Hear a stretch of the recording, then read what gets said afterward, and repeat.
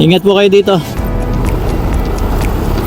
At ito pa po, napakalalim. Kung naalala nyo mga sir and ma'am, ito yung lagi kong dinadaanan. At ito yung binablog ko nung February. Buwan ng February at March hanggang April.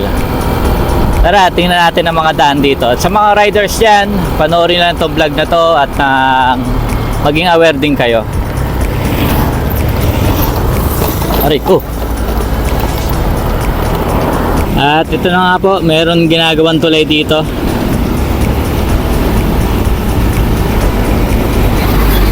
At ingat kayo, biglang may humps mga idol.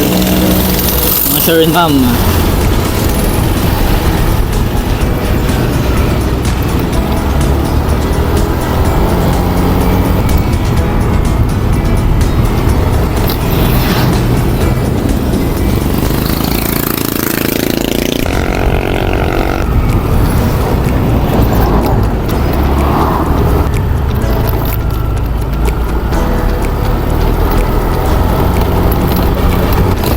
Ito pa, ingat kayo.